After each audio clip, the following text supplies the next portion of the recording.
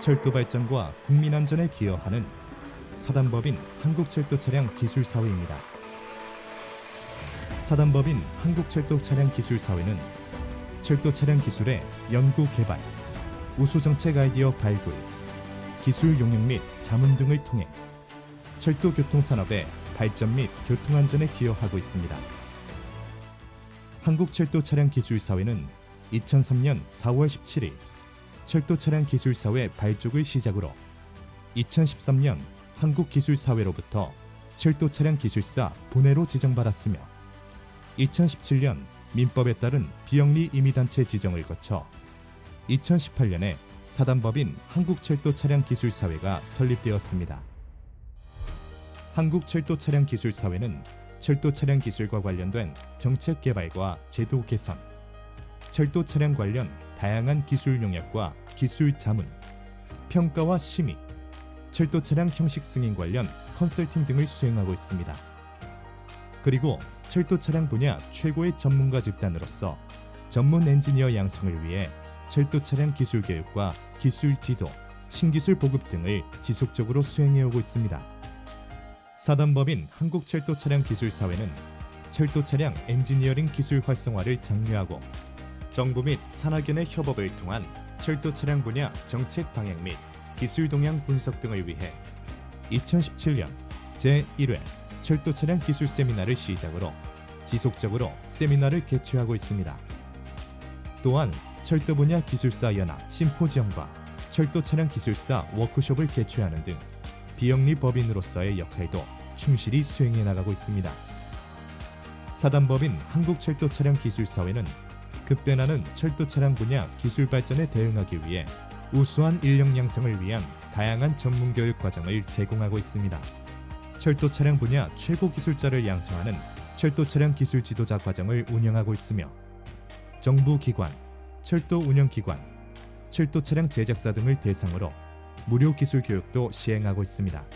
또한 기술 보급 사업의 일환으로 철도차량 기술공학 해설서 출판, 철도차량 정비사 교육 교재 발간, 철도안전 전문 기술자 교육 교재 발간 등 다양한 기술 서적도 발간하였습니다. 이 밖에도 사단법인으로서 사회 공동체의 역할 수행을 위해 매년 쌀 기부 및 정기적인 기부 활동 등의 사회 공헌 활동도 꾸준히 이어나가고 있습니다. 이러한 활동 외에도 우리 철도차량기술사회는 철도차량 분야에 대한 포괄적인 연구 활동을 수행하고 있습니다. 고속차량, 도시철도, 화물열차, 노면전차 등 다양한 차종에 대한 연구 용역을 수행하고 있으며 철도안전법, 철도차량 기술 기준 등 법정 요구사항에 대한 용역도 활발히 수행하고 있습니다. 20년 이상 철도차량 발전을 위해 쉼없이 달려온 사단법인 한국철도차량기술사회는 철도차량 전문가로서의 역할을 통해 국내 철도차량 산업에 이바지하고 더 나아가 대한민국 교통을 견인하는 든든한 견인체가 되도록 앞으로도 지속적인 연구와 협력을 통해 더 나은 미래를 만들어 나가겠습니다. 한국철도차량기술사회 한국철도공사 최석중 단장님께서 발표를 해주시겠습니다. 박수로 모시겠습니다.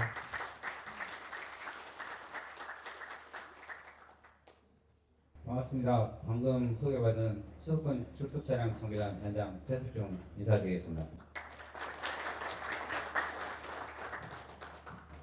제가 발표할 주제는 고속철도 시스템 인터페이스인데요. 최근에 발표하기 전에 몇 가지 말씀을 드리면 최근에 그 고속철도뿐만 아니라 기존 철도에서도 각자 가지고 있는 시스템은 잘 하는데 선로하고 차량 그리고 전차선하고 펜터 이런 부분들에 대한 인터페이스 문제가 발생을 한 것이 있습니다.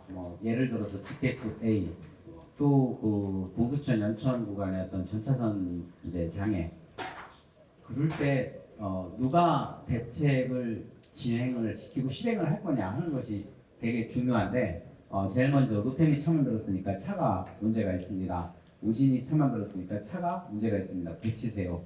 이렇게 이제 요구를 했어요. 인프라는 똑같은데 차가 바뀌었는데 전철 시스템은 그대로 있었다. 그러니까 잘못한 게 없는데 왜 우리가 대책을 세워야 되냐? 결국은 누가 했죠? 인프라 관리하고 있는 전기 전철 쪽에서 RC뱅크를 설치를 했죠.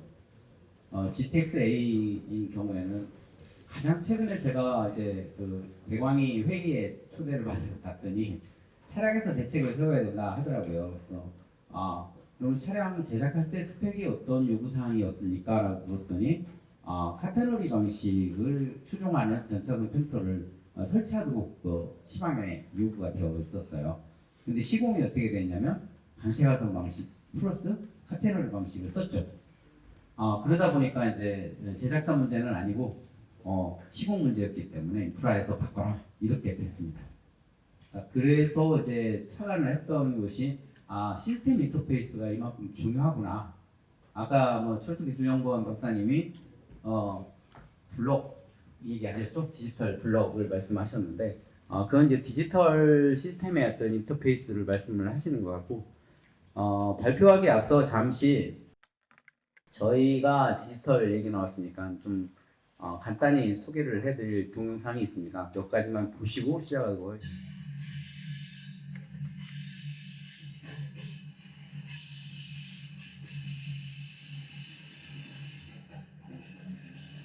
화살표를 잘 보시면 화살표 있는 부분에 눈이 내리고 있어요.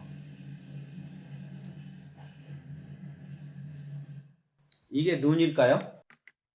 이게 지금 대표적으로 고양기지에서 항공대까지 나오는 25년 3월, 금년 3월에 있었던 상황입니다.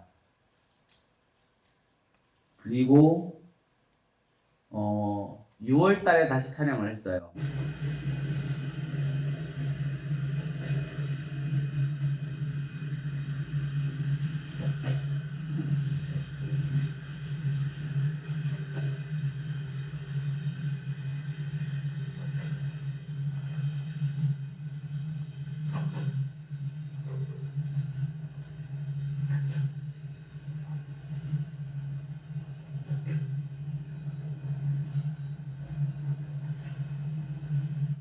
시간 관계상 조금만 보여드릴게요. 7월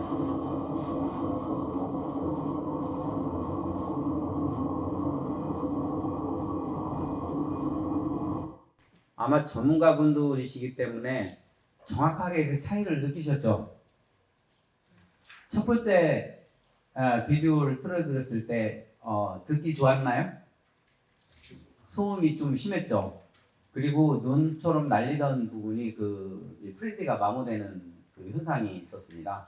그래서 고속철도 시스템에서 고속철도에서 차량이 마모되는 것보다 기존철도에서 마모되는 것이 훨씬 더 큰 영향을 준다고 생각이 돼서 이후에 시설하고 같이 접목을 해서 시설 쪽에서 궤도 수정 작업을 했습니다.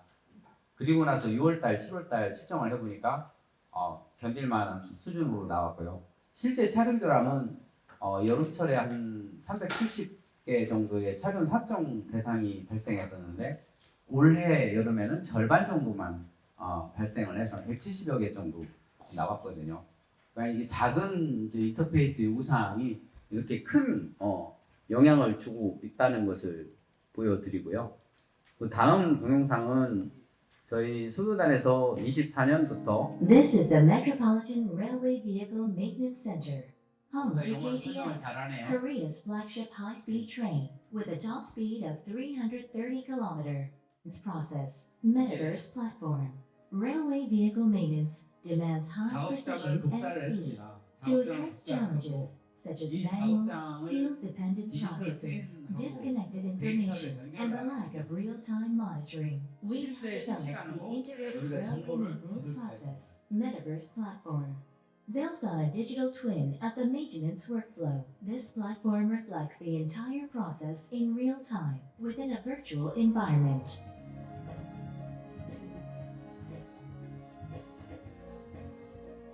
This is 이 작업하고 있는 상황들을 이제 사용실 모니터를 통해서 디지털 랩을 통해서 in addition to monitoring the 데이터 관리를 maintenance 할 수가 process. 있겠죠. Fault code data is also visualized. Fault information collected from sources such as FWTS, MTIT, logbooks, and train operation records, is integrated and displayed within the metaverse. By pinpointing fault code locations directly on the affected components, the platform enhances 네, 주제가 아니기 때문에 간단히만 보여드리고요. 나중에 필요하시면 저한테 요청하시면 소개를 또 드리도록 하겠습니다. 저희 정비단에서는 일단 디지털 공간에서 뭘 할 수 있을까를 고민을 했는데 세 가지 문제를 풀려고 했습니다. 첫 번째는 안전이고요. 두 번째는 품질, 세 번째는 공정이거든요. 그래서 공정, 안전, 품질 문제를 해결을 하고자 하는 부분이 제일 키웠고 그러다 보니까 공간을 복제를 하고 그 복제된 공간에 사람들의 이동이라든가 데이터가 발생되는 부분들에 대한 연결 이런 부분들을 통해서 실시간으로 공정 관리는 되지 않을까. 실시간으로 차량의 작업 상태를 볼 수 있다면 품질 관리를 할 수 있을 거다. 끝으로 이제 사람들이 이동을 하는데 여러 사람들이 병행 작업을 하거든요. 하도급사에서도 마침 작업을 하고 있고, 그러니까 동시에 이렇게 통합 작업을 하는 경우에 안전은 누가 어떻게 할 거냐 이 문제가 있어서 시작을 했는데 상당히 반응이 좋습니다. 지금 현재 완성해가지고 테스트를 하고 있는 상황인데요. 수도단에 방문을 하시면 안내를 해드릴 수 있겠습니다. 자, 서두가 길었네요. 고속철도 시스템 인터페이스에 대해서 전력 공급 시스템이 있고 선로 관리 시스템이 있고 신호장치 기타 여러 가지 이제 시스템 인터페이스 요구사항들이 있을 텐데요.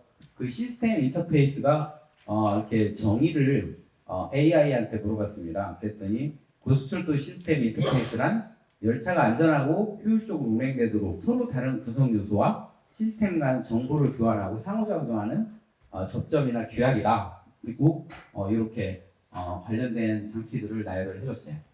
그러면 왜 필요하지? 그러고 물어봤더니 시스템 엔지니어링 프로세스를 적용을 해야 되고 자산과 리스크 관리를 해야 되고 시험 검증을 하는데 인터페이스 요소가 되게 중요하다 이렇게 언급을 하고 있었고요. 그러다 보니까 자산관리 표준은 뭘까? 그리고 이제 찾아보니까 자산관리 표준이 ISO 55000 시리즈거든요. 근데 우리가 가성비를 따지잖아요 요즘에는. 그래서 그 가성비를 따지는 부분에 대해서 이렇게 크게 4개 축을 얘기를 하고 있었어요. 물리적인 자산 관리에 대한 지식, 그 관련된 프로세스, 그걸 어떻게 할 거냐. 이 자산이라고 하는 부분이 결국은 관리의 주체가 돼야 된다고 하는 부분이고요. 그 라이프 사이클 동안에 리스크 관리를 어떻게 해서 가치 있는 자산으로 유지를 할 거냐 하는 부분이 키였습니다. 그래서 고속철도 시스템 관련해서 어떤 구성 요소들이 있을까 봤더니 엔지니어링, 유지보수 최적화, 자산 정보, 자산 리스크 관리 이런 키워드들이 이제 나왔고요. 그러다 보니까 고속 차량하고 다른 시스템 간의 인터페이스는 어떨까 봤더니 전력 공급 시스템 쪽에서는 이렇게 한전에서 전기를 만들어 가지고 송변전을 붙여서 우리 전기철도 시스템에 전차선이라고 하는 걸 통해서 차량에 전원이 공급이 되고 있죠.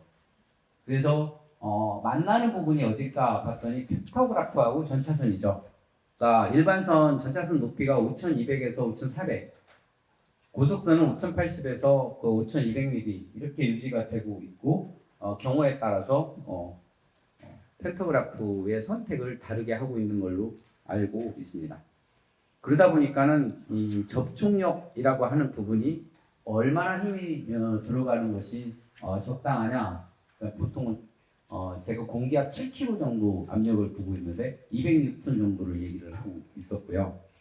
그리고 작동 반경이라고 하는 부분을 펜타그래프 점검을 하는 동안에 저는 이런 작동 반경에 대한 고민을 안 했었는데 터널의 크고 작음에 따라서 작동 반경이 달라지는 걸 봤어요. 그러면 최소한의 작동 할 수 있는 전차선 내렸을 때 절연되는 거리는 총 얼마 정도일까? 봤더니 230mm, 그죠? 25kV인 경우에 230mm, 그다음 175mm는 15,000V를 쓸 때 IEC 60077이나 EN 5014 규격의 절연 거리를 이렇게 만들어주고 있더라고요. 그 전까지는 이렇게 수치화된 데이터로 저도 확인하지 않았던 부분이었고요. 그 다음에 이제 전차선이 이렇게 교차하는 구간에 늘 저도 사후 조사를 해봤습니다만 어느 정도 스판에서 안정적으로 전원을 공급을 받을 수 있을까? 그 스태거라고 하는데요. 컨택되는 부분들에 대한 거리가 한 400mm 정도가 유효 스태거가 있고 여유를 둬서 한 550에서 600mm 정도가 거기에 해당이 되는 부분이고요. 실제 그런데 이제 혼이라고 하는 부분이 있죠. 양쪽 끝에 그 부분에서 이제 가이드 역할을 해서 직전이 중앙에서 되도록 이렇게 해주고 있는 것을 볼 수가 있었습니다. 이런 기준은 수치는 이제 여기 교재에 나와 있기 때문에 참고하시면 되겠고 주행 중 앞상역이라고 하는 것도 터널에서 개활지에서 그리고 또 이제 열차가 교행할 때 이런 부분들이 달라지는 것을 볼 수가 있었고 그 앞상역이 낮게 되면 전차선 접촉 불량이 발생함으로 인해서 아크가 발생하면서 추진 제어 장치에 차단을 유발을 하는 그런 현상이 생기고요. 실제로 아크가 발생하면서 전차선도 손상이고 펜터도 같이 손상이 되는 걸 볼 수가 있습니다. 근데 앞상역이 너무 높게 되면 이제 접촉력이 크기 때문에 가성 교환 주기가 전차선 교환 주기가 좀 빨라진다 이렇게 지금 볼 수 있고 카본 스트립 같은 경우에도 스트립 마모가 촉진이 되는 유지보수비 증가가 나타나게 됩니다. 전차선로 비교한 부분이 여기서 지금 보시면 과연 제일 중요한 부분이 지금까지 프랑스 차량이나 우리 고속철도나 기존선 고속화나 기존철도 전부 다 심플 카테너리 방식의 전차선 방식을 쓰고 있어요. 그러니까 이렇게 이제 확정된 25kV 조건에서 차량이 설계되고 제작되다 보니까 그 이외의 시설 조건이 바뀌었는지는 알 필요도 요구사항에 들어있지도 않답니다. 전차선 이선율이라고 하는 것은 일정 구간, 주어진 구간의 이선 시간을 총 합계로 내고요. 일정 구간의 주행 시간을 그 해당 구간의 총 주행한 시간을 합쳐서 이선율로 만들어지게 됩니다. 근데 이선율이 커질 때는 아까 말씀드린 부분이고 측정 기준이 직류 구간에서는 1% 이하의 이선이 양호한 걸로 교류 구간에서는 10% 이하가 양호한 걸로 이렇게 지금 기준을 가지고 있더라고요. 이성 원인에 대해서는 뭐 여기 계신 전문가분들이 너무 잘 아시기 때문에 그냥 넘어가겠습니다. KTX가 처음 우리가 도입을 했을 때 기준이 UIC 60하고 KS 50 그러니까 레일 문제였거든요. 그 당시에 이제 뭐 등가 단명 구배라고 하는 이퀴발런트 이코니시티라고 하는 부분이 고속 주행의 안정성, 즉 열차가 레일이 가운데로 이렇게 레일하고 차륜이 가운데로 접촉을 하게 만들어주는 그런 어떤 특징이라고 하는데 그것이 주행 안정성하고 진동에 이제 활용이 되는데요. 산식은 이렇게 되어 있고요. 임계 속도라고 하는 부분이 이제 얘기가 되는데 행방향 변이가 궤도 중심으로 향하는 힘, 요 부분을 이제 임계 속도에서 중요하게 다루는 부분이고요. 그래서 이 임계 속도에 도달하게 되면 이제 안전에 문제가 있다라고 측정을 하고 있죠. 그래서 실제 어떤 사행동이라든가 이 차륜의 삭정 이런 부분들이 안정적인 주행에 영향을 주고 있다라고 볼 수 있다. 이런 어떤 이제 인터페이스 요구 사항들이 이제 주어졌습니다. 그래서 그 당시에 검토했던 게 UIC 60하고 KS 50 레일의 기울기가 차륜 기울기하고 어떻게 적합하게 접촉을 하느냐. 초창기에는 그래서 레일 기울기가 20분의 1이면 차륜도 20분의 1, 레일이 40분의 1이면 차륜도 40분의 1 이렇게 했는데 그 당시에 이퀴발런트 코니시티를 측정을 했을 때 차륜, 레일 모두 40분의 1로 적용하는 것이 좋다 이렇게 결론을 내서 초창기에는 그렇게 차륜 삭정을 해서 활용을 했습니다. 그러다가 이후에 해보니까 뭐 거기서 거기더라. 별 차이가 없더라. 그래서 20분의 1로 뭐 바꾼 적도 있고요. 지금은 이제 혼용해서 사용하고 있습니다. 동력차는 40분의 1로 하고 객차는 20분의 1로 하고 뭐 이렇게 혼용도 하고 있는 상황에 있습니다. 그다음 레일 단면 경사도나 어떤 레일 경사하고 차량 단면 경사가 상호 영향을 미치고 있다라고 하는 부분이 이제 앞서서도 설명드린 것처럼 40분의 1의 경우에는 같이 40분의 1 조합해서 안정적인 차량 수명을 보이고 있다는 것을 알 수가 있었고요. 그래서 이제 그때 나온 부분이 이렇게 KS60A 적용 시에는 차량 단면 형상이나 경사도를 40분의 1로 이렇게 일치를 해야 된다 하는 연구 결과가 있었습니다. 그런데 2004년 이후에 측정을 하거나 분석을 하거나 평가를 해본 적이 없죠. 각자 자기 시스템을 알아서 유지 관리를 해왔습니다. 그러다 보니까 지금 이제 상당히 여러 분야에서 문제가 많이 생기고 있는 것도 사실입니다.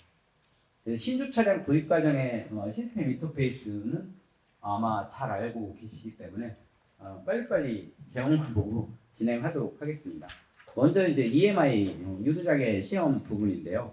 과거에는 이제 펜타그래프의 아랫단, 즉 그 계기형 변압기단에서 나오는 유도 전압을 가지고 측정을 했는데 지금 보니까 DC 자계나 AC 자계를 이 속도를 이렇게 내면서 보조전원 장치나 주변압기에서 측정이 되고 있는 것을 볼 수가 있습니다.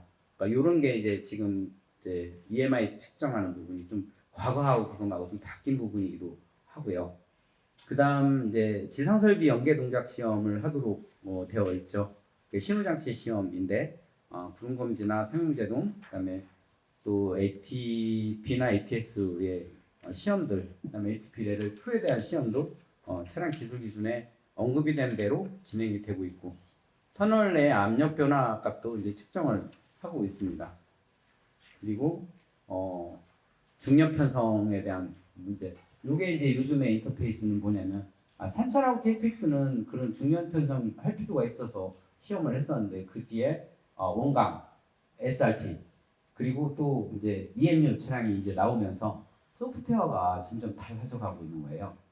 그러다 보니까 소프트웨어를 각자 다르게 가야 되고 어댑터도 또 각각 구성해야 되고 하는 문제들이 있어서 이런 부분에 대한 통일된 의견으로 일관화시키는 하나로 통일을 할 필요가 있다고 좀 느끼고 있는 거고 실제 그렇게 바꾸려고 노력을 하고 있는 걸로 알고 있습니다. 그리고 이제 이 차량 한계 시험이라고 하는 부분도 뭐 편계 한계라든가 기울기라든가 뭐 건축 한계 접촉 여부, 뭐 상하기기 이제 간섭 여부 이런 부분들을 이제 측정을 하죠. 기밀 시험도 역시 지금 진행을 하고 주행교황 시험도 그다음에 이제 경적 시험, 화재 감지 장치 이렇게 지금 다양하게 시험 운전을 하는 과정에서는 인터페이스 시험을 합니다. 그러면 끝나고 운영할 때는 얼마나 변했을까요? 5년 뒤에, 10년 뒤에 예를 들면 EMU 같은 경우에 최근에 나와서 운영을 하다 보니까 처음에는 아무 문제가 없었는데 점점 이제 차륜이 달잖아요. 그러면서 층고가 아래로 내려가니까 저상원 발판이 홈하고 접촉하는 상황들이 생길 수 있죠. 이렇게 이제 운영하면서 변화하는 부분들이 있습니다. 그래서 유지부수 방식에서 시간 기준으로 그냥 일정 기간 되면 정비하는 방식에서 이제는 조건 정비를 좀 바꿔야겠다 해서 어떤 인터페이스 요구사항이 있느냐 지금 인터페이스 요구사항은 이렇게 다양하게 앞에서 살펴본 바와 같고요. 그러면 이런 요구사항을 충족시키기 위해서 뭘 해야 되냐 하다가 이제 최근에 CBM 센서들을 붙이기 시작했죠. 고속 차량 같은 경우에는 15가지 장치에 한 340개의 센서가 붙어 있어요. 편성량. 그래서 어떻게 TBM을 CBM으로 바꿀까? 가장 중요한 것은 안전에 이상이 없다라고 확신을 할 수가 있어야 되겠죠. 그래서 역시 AI한테 물어봤어요. 철도 차량 상태 기반 유지 부수라고 하는 걸 뭘로 정의를 할 수가 있을까? 그랬더니 실제 부품 상태에 기반한 정비를 해야 되고 유지 부수 비용 절감을 해야 되고 불필요한 부품 교체를 감소시켜야 되고 예상하지 못한故障을 최소화시켜야 된다. 진짜 이렇게만 될 수 있다면 당장이라도 해야 되겠죠. 근데 준비하는 부분이 되게 그 머리가 아파요. 센서를 어디에다 부착을 했을 때 정확하게 측정이 될까? 또 이 센서는 얼마 동안 수명을 가지고 있을까? 그리고 그 센서에서 나오는 정보는 다 참perf일까? 뭐 여러 가지 이런 이제 고민들을 하게 되죠. 그러다 보니까는 이제 패스페일 기준을 선정을 하는 것이 제일 큰 문제입니다. 15가지 장치의 이상, 뭐 이상 상황, 징후 이 부분이 언제 인터페이스 또는 그 부품 교체 이런 걸로 직접 유지보수 액션이 들어가야 될까 하는 부분에 대한 고민이 이제 많은 거죠. 그러다 보니까 이제 프랑스 같은 경우에는 이렇게 펜타그래프의 이선 압상력을 측정하는 가동 상태를 모니터링을 하고 AI의 학습을 통해서 진단을 하고 있습니다. 그래서 뭘 진단하는데 봤더니 출발부터 도착까지 압상력을 측정을 합니다. 실시간 압상력을 측정을 해서 구간별 서로 이제 트랜지션이 발생하는 그 부분에 대한 변화량을 가지고 진단을 하는 그런 방식으로 전차선의 이선 이런 부분도 진단을 하고 있었습니다.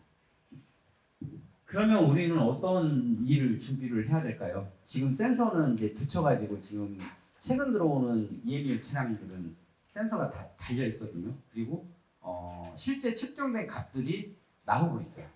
그래서 플랫폼까지 만들어져서 운영이 되고 있는데 운영 준비를 해야 되는 상황에 제작사한테는 그냥 맡겨놓고 이거 지금 뭐 AI 하든 뭐 딥러닝을 하든 머신러닝을 하든 기준을 제작사에서 좀 만들어 주십시오 하니까 제작사는 알 수가 없죠. 누가 알아요? 늙어본 사람이 알잖아요. 우리 운영자들이 이거 3년 정도 쓸 수 있어. 이 정도면 뭐 한 6개월 정도는 쓰다가 뭔가 조치를 하면 좀 더 연장할 수 있어. 이런 의사결정을 할 수가 있겠죠. 그런 의사결정을 하는 전문가 집단이 필요하게 된 거죠. 그래서 어쩌면 여기 계신 기술사님들 그리고 또 해당 분야의 전문가들이 함께 그런 부분에 대한 그 관리를 해야 되는 그 시간이 왔습니다. 그래서 CBM 관리를 하기 위해서는 요구사항이 뭐냐 하는 부분에 대해서 정의를 해야 되고요. 그 다음에 전문가 그룹이 당연히 있어야 되죠.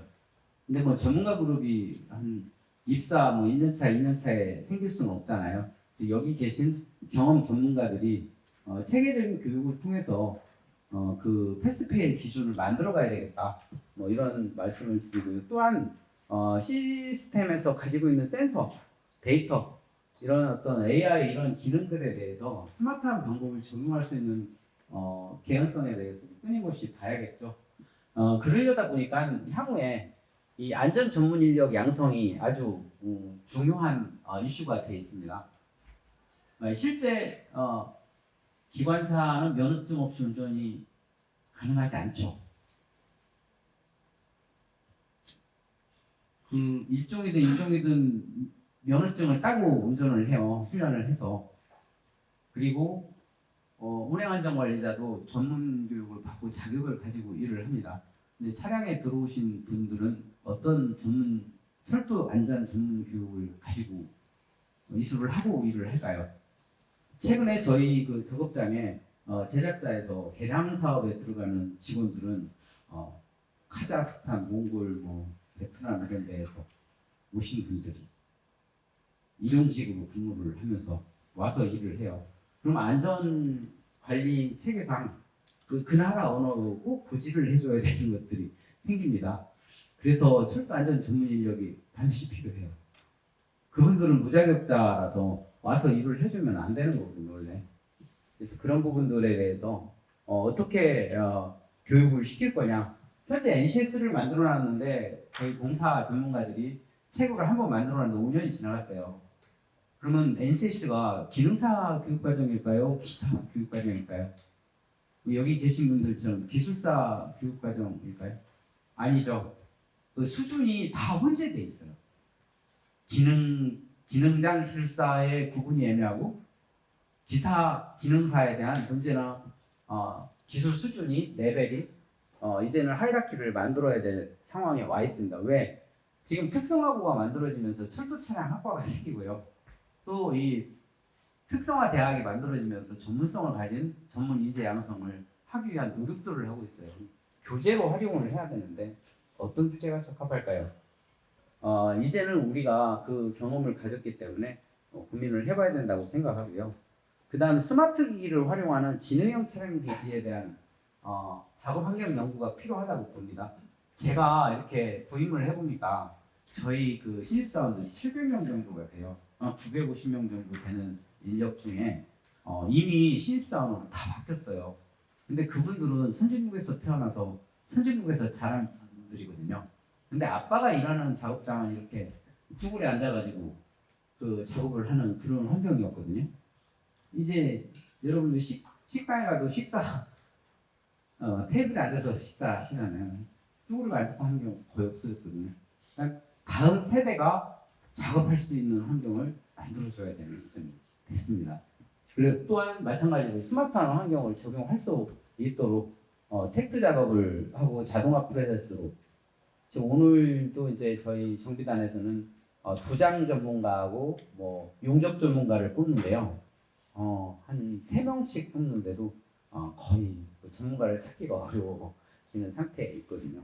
그래서 이 부분이 필요하고, 그다음에 CBM을 통해서 지금 진단 기술이 이게 15가지 장치별로 해당 분야의 한 개 한 개에 대한 진단 기술이 다 필요해요. 그래서 해당 분야의 전문가 그룹이 한 장치에 대한 전문가 그룹이 필요한 상황이거든요. 아마 저희 봉사뿐만 아니라 운영기관은 다 공통적으로 그런 고민들을 하지 않나 싶어요. 그래서 철도 안전 전문 기술자를 양성하는 일련의 프로세스는 국토부에서 인증받은 우리 저 철도 차량 엔지니어링 그 회사가 있죠.